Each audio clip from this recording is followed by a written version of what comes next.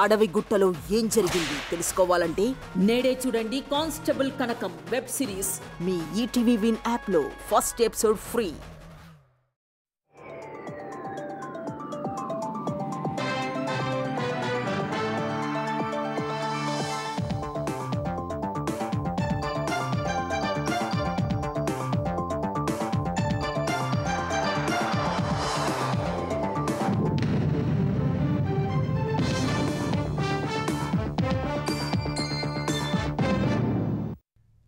నమస్కారం, ETV news కు స్వాగతం. ముఖ్యాంశాలు. భూభారతితో ధరణి దరిద్రాన్ని బదిలిస్తున్నామన్న రేవంత్. గత ప్రభుత్వ పెద్దల నిర్వాకాలను ప్రజలకు వివరించాలని కొత్త వీఆర్ఓలకు సూచన. తెలంగాణకు నూతన విద్యా విధానం కావాలన్న సీఎం. రాష్ట్ర పునర్నిర్మాణంలో సహకరించాలని టీచర్లకు పిలుపు. డ్రగ్స్ పై నిఘా పెట్టాలని వెల్లడి. సమాజంలో మార్పులకు అనుగుణంగా పాఠ్య ప్రణాళిక ఉండాలన్న చంద్రబాబు. పిల్లల్లో సృజనాత్మకత పెంచే బాధ్యత టీచర్లదేనని వ్యాఖ్య. న్యాయ వ్యవస్థపై ప్రజలకు అపార నమ్మకం ఉందన్న చంద్రబాబు. మధ్యవర్తిత్వంతో సత్వర న్యాయం లభిస్తుందన్న సీఎం, న్యాయమూర్తులు.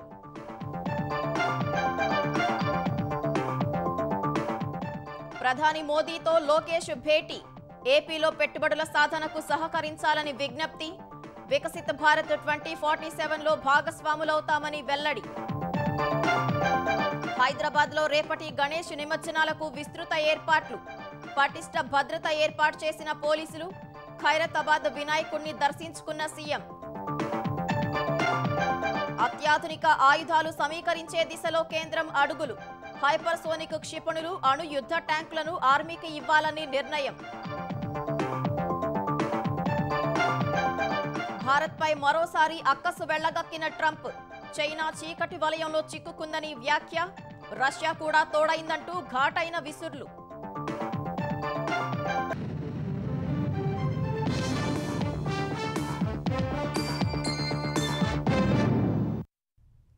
నిజాంలకు ఏ విధంగా గుణపాఠం చెప్పారో, ధన భూదాహంతో భూమిని చెరబట్టాలని ధరణి తీసుకొచ్చిన గత పాలకులకు ప్రజలు అదే విధంగా గుణపాఠం చెప్పారని సీఎం రేవంత్ రెడ్డి అన్నారు. ధరణి వివరాలు ప్రజలకు తెలియకూడదని వీఆర్ఓ, వీఆర్ఏలను తొలగించారని విమర్శించారు. భూభారతితో ధరణి వైరస్ ను తొలగించామన్న సీఎం, చెడ్డ పేరు రాకుండా గ్రామ పాలనా అధికారులు పనిచేయాలని సూచించారు. నాటి పాలకుల భూ అక్రమాలను బయటపెట్టాలని జీపీఓలకు దిశానిర్దేశం చేశారు. హైదరాబాద్ హైటెక్స్ లో గ్రామ పాలనా అధికారులకు నియామక పత్రాల పంపిణీ కార్యక్రమానికి రెవెన్యూ శాఖ మంత్రి పొంగులేటి శ్రీనివాసరెడ్డితో కలిసి ముఖ్యమంత్రి రేవంత్ రెడ్డి హాజరయ్యారు. మొత్తం 5,106 మంది జీపీఓలకు నియామక పత్రాలు అందజేశారు. ధన భూదాహంతో భూమిని చెరబట్టాలన్న ఉద్దేశంతోనే గత పాలకులు ధరణి తీసుకొచ్చారన్న సీఎం, అందులోని అక్రమాలు ప్రజలకు తెలియకూడదని వీఆర్ఓ, వీఆర్ఏలను తొలగించారని ఆరోపించారు. భూభారతితో ధరణి దరిద్రాన్ని వదిలిస్తున్నామన్న రేవంత్, చెడ్డ పేరు రాకుండా గ్రామ పాలనా అధికారులు పనిచేయాలని సూచించారు. సొంత ఇంటిని తగలబెట్టుకున్నట్టు ఈ వ్యవస్థను మొత్తాన్ని రద్దు చేయడం ద్వారా వాళ్ళ దొంగతనాలు కప్పిపుచ్చుకోవడానికే ప్రయత్నం జరిగింది తప్ప మీ రద్దు వల్ల పేదలకు న్యాయం జరగలేదు. 1,00,000 కోట్లు ఖర్చు పెట్టిన కాళేశ్వరం కట్టడం, కూలడం 3 ఏళ్లలోనే జరిగిపోయింది. మరి వాళ్ళనేమనాలి? వాళ్ళకేం శిక్ష విధించాలనో నేను కాదు, ఈ ప్రశ్న నేను అడగను. వేలాది మంది గ్రామ పాలన అధికారులు గ్రామాన వాళ్ళే అడుగుతారు, వాళ్ళే సమర్థించుకుంటారు, వాళ్ళే పేదలకు సేవలు చేస్తారు. ఏ గతి పట్టిందో నిజాం నవాబులకు, రజాకర్లకు, భూస్వాములకు, జాగీర్దారులకు, జమీందారులకు, ధరణి ముసుగులో దోపిడీకి పాల్పడాలనుకున్న వాళ్ళకు కూడా ప్రజాస్వామ్య పద్ధతిలో ఈనాడు మీరు గుణపాఠం చెప్పిండ్రు. రెవెన్యూ శాఖపై పడిన మచ్చను తొలగించుకునే అవకాశం జీపీఓల చేతుల్లో ఉందని సీఎం సూచించారు. ప్రజల సమస్యలు, భూ వివాదాలు, సాదా బైనామాలు పరిష్కరించాలంటే జీపీఓలు అందుబాటులో ఉండాలన్నారు. గ్రామాల నుంచి పేదలు వచ్చి అడిగినప్పుడు దాన్ని పరిష్కరించే అధికారం వీళ్ళ దగ్గర నుంచి తీసేసి ఆ పైన కుర్చీలు ఉన్న పెద్దలు ఆ అధికారాన్ని చేతిలో ఒడిసి పట్టుకున్నారు. దాంతోని మీ మీద కోపము, ఆవేశంగా మారి ఇబ్రహీంపట్నంలో తహసీల్దార్నే పెట్రోల్ పోసి తగలబెట్టే పరిస్థితి వచ్చింది. అది సహజంగా వచ్చిన సమస్య కాదు.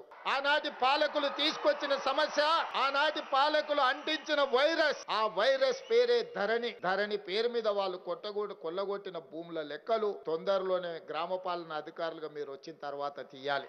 ఇది ఉద్యోగం కాదు, ఇది భావోద్వేగం. గతంలో ఏదైతే మన మీద ముద్ర వేసిండ్రో ఆ ముద్రను తొలగించుకోవడమే కాదు, ముద్ర వేసిన ఆనాటి పాలకులు తప్పుడు విధానాలు, ధరణి పేరు మీద పాల్పడ్డ దోపిడీలను ప్రజలకు వివరించే విధంగా మనందరం ఈనాడు ప్రతిజ్ఞ చెయ్యాలి. అన్ని రాష్ట్రాలకు ఆదర్శంగా ఉండేలా పేదవాడి భూములకు భరోసా ఇచ్చేలా భూభారతి రూపొందించామని పొంగులేటి శ్రీనివాస్ వెల్లడించారు. ఈ ఏడాది చివర్లో భూభారతి వెబ్సైట్లోని రికార్డులను ప్రింట్ తీసి ప్రదర్శిస్తామని తెలిపారు. తెలంగాణకు నూతన విద్యా విధానం కావాలని సీఎం రేవంత్ రెడ్డి అభిప్రాయపడ్డారు. ప్రభుత్వ పాఠశాలల్లో నర్సరీ, ఎల్కేజీ, యూకేజీ తరగతులు బోధించాలనే ఆలోచన చేస్తున్నామని తెలిపారు. టీచర్లు బాగా పనిచేస్తే తాను రెండోసారి సీఎం అవుతానన్న రేవంత్ తెలంగాణ పునర్నిర్మాణంలో టీచర్లు సహకరించాలని కోరారు. ఇంజనీరింగ్ విద్యార్థులు గంజాయి పెడ్లర్స్ గా మారుతున్నారని, చిన్న మండలాలకు డ్రగ్స్ మహమ్మారి వ్యాపించిందని ఆందోళన వ్యక్తం చేశారు. వ్యసనాల బారిన పడకుండా పిల్లలను గమనించాలని తల్లిదండ్రులు, టీచర్లకు సీఎం సూచించారు. హైదరాబాద్ శిల్పకళా వేదికలో గురు పూజోత్సవ కార్యక్రమానికి హాజరైన సీఎం రేవంత్ రెడ్డి ఉత్తమ ఉపాధ్యాయులను సత్కరించి ప్రశంసా పత్రాలు అందించారు. తెలంగాణ రాష్ట్ర సాధనలో ఉపాధ్యాయులు క్రియాశీలక పాత్ర పోషించారని సీఎం కొనియాడారు. విద్యాశాఖలో సంస్కరణలు అవసరమన్న సీఎం నూతన విద్యా విధానం కావాలని అభిప్రాయపడ్డారు. ఏటా 200 మంది టీచర్లను విదేశాలకు పంపించి అక్కడి విద్యా విధానంపై అధ్యయనం చేయిస్తామని చెప్పారు. తనకు స్వార్థం ఉందన్న ఆయన టీచర్లు బాగా పనిచేస్తే తాను రెండోసారి సీఎం అవుతానని అన్నారు. టీచర్లు కేవలం పిల్లలకు చదువు చెప్పడానికే చదువు మీదనే ఫోకస్ పెట్టాలి. పిల్లల్ని అర్థం చేసుకోవాలి, పిల్లల్లో ఉన్న నైపుణ్యాన్ని పెంపొందించాలి. అప్పుడే గ్రామీణ ప్రాంతాలు బాగుపడతాయి. చదువు ఒక్కటే మీ తలరాతను మారుస్తుంది అని పేదల పట్ల నాకు ఒక నమ్మకం, విశ్వాసం ఉంది. కాబట్టే చదువు చెప్పడానికి అవసరమైన వసతులు ఏర్పాటు చేయాలన్నదే నా ఆలోచన. చివరిగా ఒక్క మాట చెప్పదలుచుకున్నా. కేజ్రీవాల్ ఢిల్లీలో రెండోసారి మూడోసారి ఎందుకు ముఖ్యమంత్రి అయ్యిండు? ప్రధానమైన కారణం ఆయన విద్యలో తీసుకొచ్చిన సమూలమైన మార్పులు. ఆ మార్పుని పేదలకు విద్యను అందించిండ్రు టీచర్లు. కాబట్టి వారు రెండోసారి మూడోసారి ముఖ్యమంత్రి అయ్యిండ్రు. నాకు కూడా కొంచెం స్వార్థం ఉంది. మీరు మంచిగా పనిచేస్తే రెండోసారో మూడోసారో కావడానికి ఉంటుంది. నేను కష్టపడతా, నేను కూడా మీతో పాటు పనిచేస్తాను. నేనేం పని చేయను, నేను ఫామ్ హౌస్లో అనుకుంటా మిమ్మల్ని కష్టం చేయమని నేను చెప్తలేను. చదువు ఒక్కటే తెలంగాణ భవిష్యత్తు మారుస్తుందన్న సీఎం విద్యార్థులు వ్యసనాల బారిన పడకుండా తల్లిదండ్రులు, టీచర్లు గమనించాలని సూచించారు. పిల్లలు ఎక్కువ సమయం టీచర్ల వద్దే ఉంటారని, వారితో కలిసే టీచర్లు మధ్యాహ్న భోజనం చేయాలని రేవంత్ రెడ్డి దిశానిర్దేశం చేశారు. చెప్పడానికి నాకే బాధగా ఉంది. గంజాయి పెడ్లింగ్ చేసేటోళ్ళు మన ఇంజనీరింగ్ చదువుకుంటున్న స్టూడెంట్స్ రెగ్యులర్ గంజాయి అమ్మేటోళ్ళు కాదు. వాళ్ళు ఇక్కడికి వచ్చిన తర్వాత ఏం చేయాలో తెలియక కొంతమంది పిల్లలు తప్పుదోవ పడుతున్నారు. గమనించండి, పిల్లల్ని తప్పుదోవ పట్టే వాళ్ళను దారి మళ్ళించాలి. వాళ్ళందరినీ దారిలో పెట్టాల్సిన బాధ్యత కూడా మనకే ఉంది. అందుకే ఈ గంజాయి డ్రగ్స్ పట్ల కఠినంగా వ్యవహరిస్తున్నాం. కొత్త డిపార్ట్మెంట్ను ఏర్పాటు చేసినాం, ఈగల్ ఫోర్స్. ఆకాశంలో గద్ద ఎట్లయితే కోడి పిల్లను చూస్తుందో గంజాయి మొక్క మొలిసిన తెలంగాణలా చూస్తాము, వాళ్ళ సంగతి తేలుస్తామని చెప్పి ఈరోజు ఈగల్ ఫోర్స్ని తీసుకొచ్చినాం.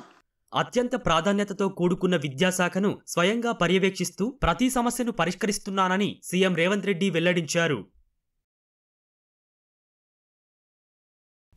సమాజంలో వచ్చే మార్పులకు అనుగుణంగా ఎప్పటికప్పుడు పాఠ్య ప్రణాళికను మార్చాలని ముఖ్యమంత్రి చంద్రబాబు వ్యాఖ్యానించారు. ఇందుకు ఉపాధ్యాయులు పాఠ్యాంశాలను పునర్నిర్వచించుకోవాలని సూచించారు. పిల్లలకు ఎలాంటి సిలబస్ అవసరమో తెలుసుకొని వారికి బోధించాలన్న చంద్రబాబు పిల్లల్లో సృజనాత్మకత పెంచే బాధ్యత టీచర్లదేనని అన్నారు. విజయవాడలో జరిగిన గురు పూజోత్సవ కార్యక్రమంలో విద్యాశాఖ మంత్రి నారా లోకేష్ తో కలిసి పాల్గొన్న చంద్రబాబు అందులో విద్యాశాఖ ఏర్పాటు చేసిన ఎగ్జిబిట్ బెస్ట్ ప్రాక్టీసెస్ విధానాలను పరిశీలించారు. జాతీయ విద్యా సంస్థల్లో అడ్మిషన్లు సాధించేలా తీర్చిదిద్దాలని ఉపాధ్యాయులకు ముఖ్యమంత్రి సూచించారు. ఎన్ఐఆర్ఎఫ్ ర్యాంకింగ్ లో ఆంధ్ర వర్సిటీకి 4వ ర్యాంకు రావడం శుభపరిణామమని చెప్పిన చంద్రబాబు ఇలాంటి ర్యాంకులు మరిన్ని రావాలన్నారు. పోటీ పరీక్షలకు విద్యార్థులను సిద్ధం చేయాలని మంత్రి లోకేష్ కు సీఎం సూచించారు. ఈ ఏడాది విద్యా వ్యవస్థలో చాలా సంస్కరణలు తీసుకువచ్చినట్లు లోకేష్ వెల్లడించారు. అనంతరం ఇరువురు కలిసి ఉత్తమ ఉపాధ్యాయులకు మొమెంటోలు, ప్రశంసా పత్రాలు పంపిణీ చేశారు. మీ సిలబస్ను కూడా మీరు రీరైట్ చేసుకోవాలి. ఏదో 15 ఏళ్లకు ఒకసారి సిలబస్ ఉంది అదే చెప్తా ఉంటాం అంటే ఫీల్డ్లో జరిగేది ఒకటి, మీరు చెప్పే విద్య ఒకటి. ఈ రెంటికి మిస్ మ్యాచ్ ఉంటుంది. ప్రతి ఒక్కరూ చదువుకున్న వాళ్ళకు ఉద్యోగాలు రావాలి. అందుకే మీరు ఒకసారి ఆలోచిస్తే ఈ 1 ఇయర్లోనే ఒక 10 లక్షల కోట్ల రూపాయలు పెట్టుబడులు వస్తున్నాయి. ఈరోజు నేను చెప్పేది 1 family 1 entrepreneur. Distance think globally, act globally. Distance is not the constraint. That is the philosophy I want to promote through you for our future generation. నేను మొదటగా గౌరవించేది మా తల్లి అవుతే దాని తర్వాత ఉపాధ్యాయుల్ని. గడిచిన సంవత్సరంలో విద్యాశాఖలో అనేక సంస్కరణలు తీసుకొచ్చాం. మీ అందరితో చర్చించి తీసుకొచ్చాం. మొదటి సంవత్సరం సంస్కరణలు పూర్తి అయిపోయినాయి. ఇంకా రాబోయే 4 సంవత్సరాల సంస్కరణలు అనేది ఉండదు. ఏదైతే లీప్ మోడల్ అని మనం అనుకున్నామో అది పకడ్బందీగా మనందరం అమలు చేయాలని ఈ సభాముఖంగా కోరుతున్నాం. జనరల్గా మొన్నటి వరకు ఢిల్లీ రాష్ట్రంలో ఎడ్యుకేషన్లో ఏదో మ్యాజిక్ జరుగుతుంది అనేవారు. దానికి ఫుల్ స్టాప్ పెట్టాలని నేను నిర్ణయించుకున్నాను. ప్రభుత్వ విద్య గురించి ఏమైనా మాట్లాడితే ఆంధ్ర రాష్ట్రం గురించి మాట్లాడాలి.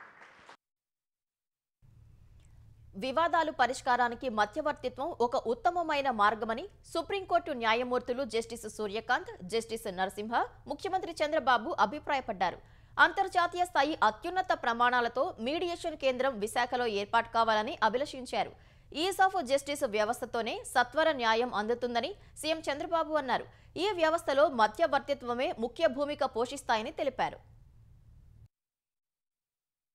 Asian Centre for International Arbitration and Mediation, Trilegal, Bhopal National Law Institute యూనివర్సిటీల సంయుక్త ఆధ్వర్యంలో విశాఖలో అంతర్జాతీయ సమావేశం జరిగింది. ఈ కార్యక్రమానికి సుప్రీంకోర్టు న్యాయమూర్తులు justice P S Narasimha, justice Suryakant, high court న్యాయమూర్తి జస్టిస్ ధీరజ్ సింగ్ ఠాకూర్ తో కలిసి సీఎం చంద్రబాబు పాల్గొన్నారు. విశాఖలో ఆల్టర్నేటివ్ డిస్ప్యూట్ రిజల్యూషన్ ఎకోసిస్టమ్ ఏర్పాటు చేసేందుకు ప్రభుత్వం సిద్ధంగా ఉందని సీఎం వెల్లడించారు. పెరిగిపోతున్న వివాదాలు, కేసుల పరిష్కారానికి కొత్తగా కోర్టులు ఏర్పాటు చేయడం సహా మీడియేషన్, ఆర్బిట్రేషన్ కు కొత్త వ్యవస్థలు రావాలని అభిప్రాయపడ్డారు. ఇప్పటికీ చాలా మంది పౌరులు కేసులు దాఖలు చేసి కోర్టులకు వెళ్లటం అవమానంగా భావిస్తారన్న చంద్రబాబు ఇందుకు మధ్యవర్తిత్వం మంచి పరిష్కారమన్నారు. దేశంలో కొత్త సంస్కరణలు, వ్యవస్థలు అందుబాటులోకి వస్తున్న నేపథ్యంలో వివాదాలు తగ్గించుకోవటమే ఆర్థిక వ్యవస్థకు కీలకమని చంద్రబాబు వ్యాఖ్యానించారు.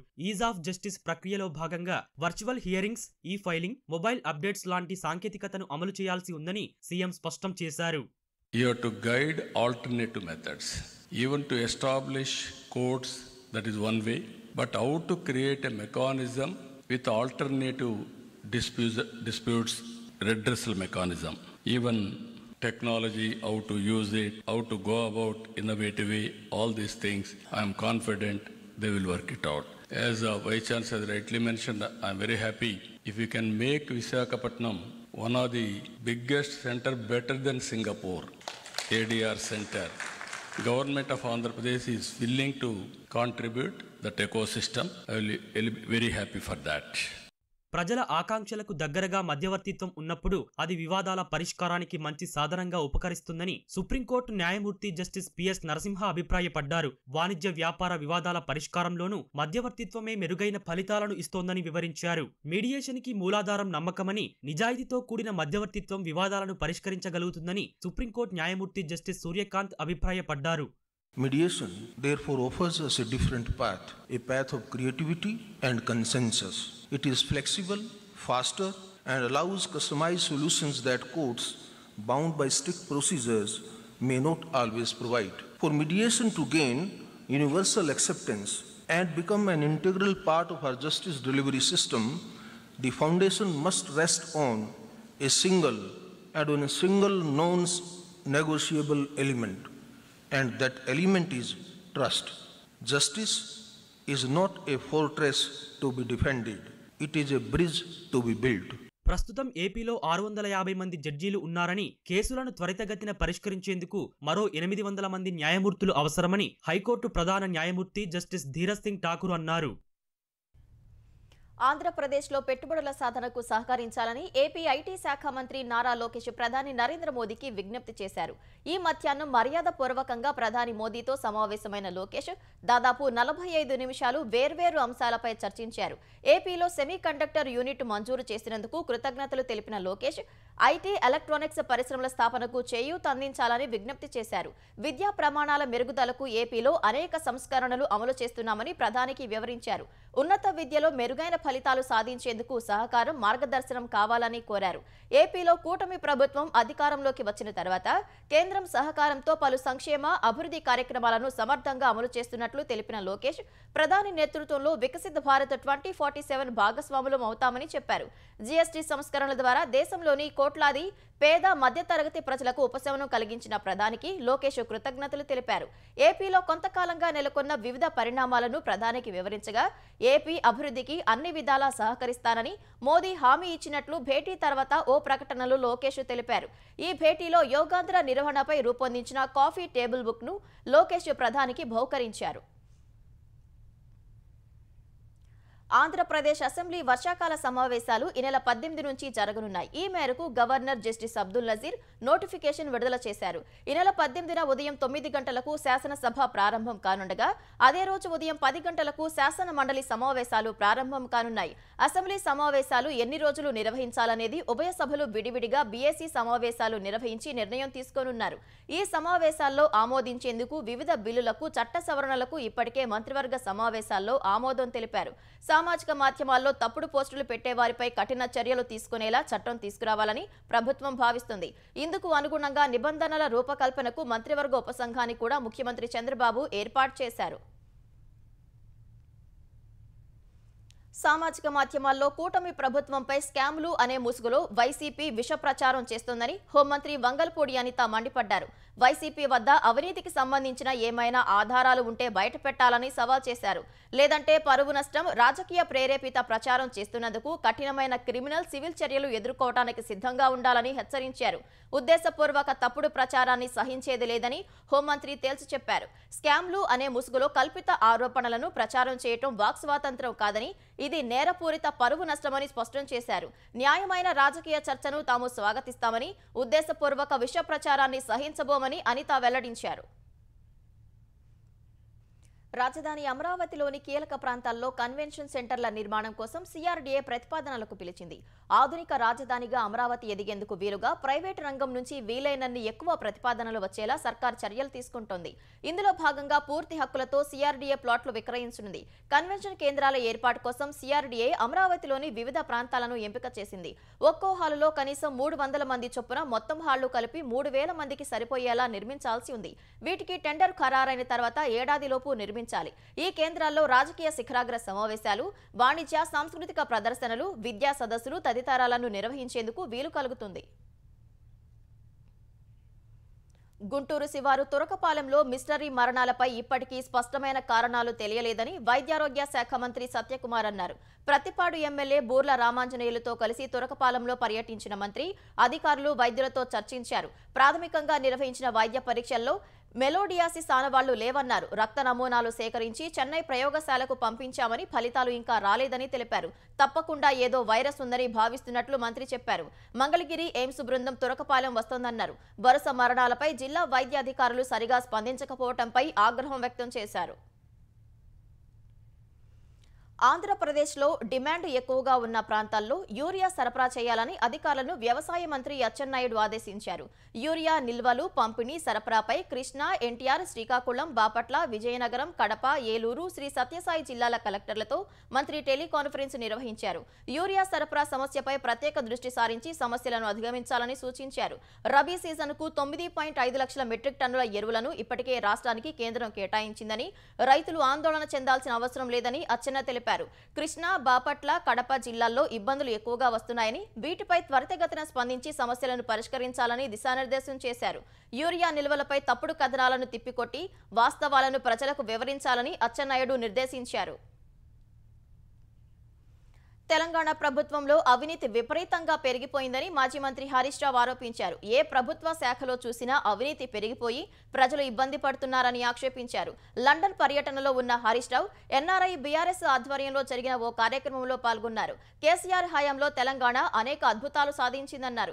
ఎన్నికల ముందు కాంగ్రెస్ నేతలు ఏది పడితే అది మాట్లాడారన్న హరీష్ ఇప్పుడు హామీలు అమలు చేయలేక బీఆర్ఎస్ పై గోబెల్స్ ప్రచారం చేస్తున్నారని మండిపడ్డారు. కాంగ్రెస్ నేతలకు పాలన చేతగాక బీఆర్ఎస్ నేతలను అధికారులను నిందించి పబ్బం గడుపుకుంటున్నారని విమర్శించారు. కాంగ్రెస్ వచ్చాక రైతులకు ఇక్కట్లు తెచ్చిపెట్టిందని దుయ్యబట్టారు.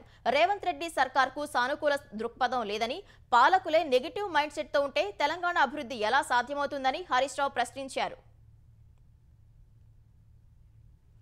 తెలంగాణలో గణేష్ నిమజ్జనానికి సర్వం సిద్ధమైంది. హుస్సేన్ సాగర్ లో నిమజ్జనాలు పెద్ద ఎత్తున జరుగుతున్నాయి. హైదరాబాద్ లో 303 కిలోమీటర్ల మేర కొనసాగనున్న శోభాయాత్రలకు నిమజ్జనానికి ప్రభుత్వం ప్రత్యేక ఏర్పాట్లు చేసింది.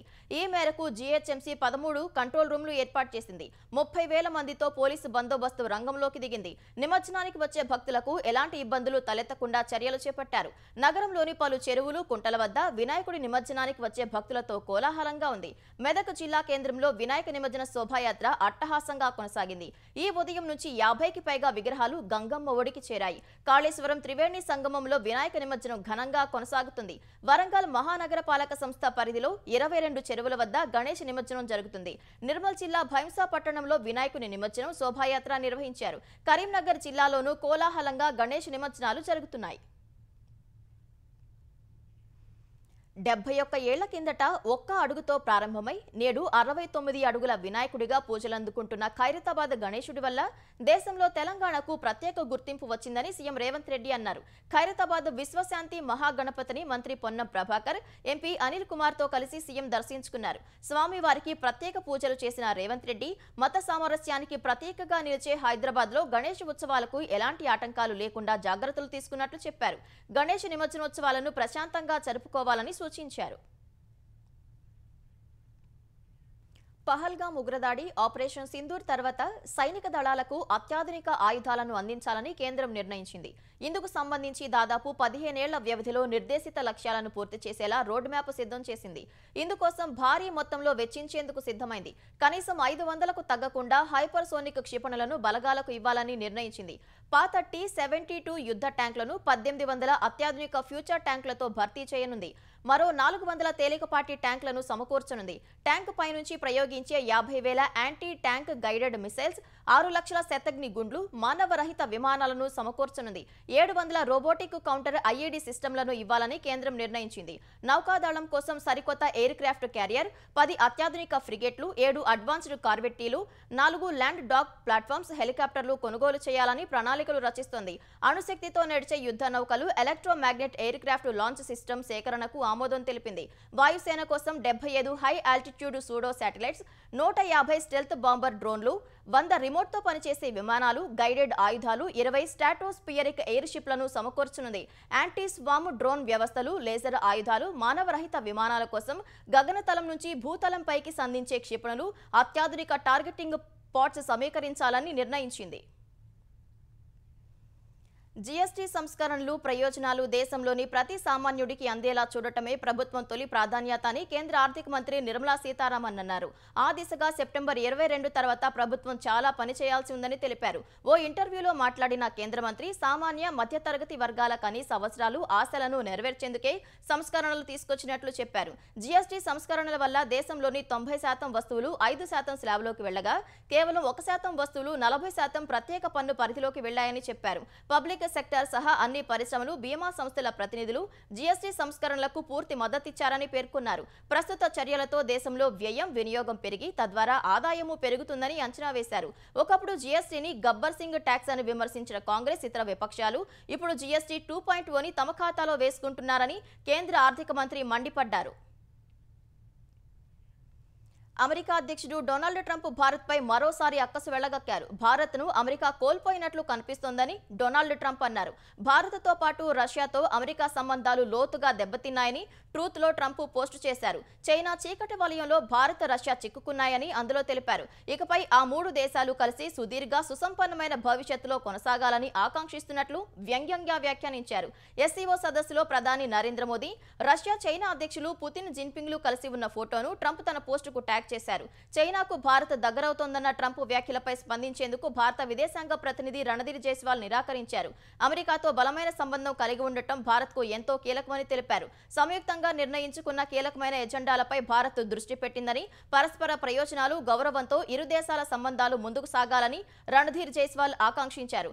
భాగస్వామ్యాన్ని బలోపేతం చేసే దిశగా చర్చలు కొనసాగుతున్నాయని వివరించారు.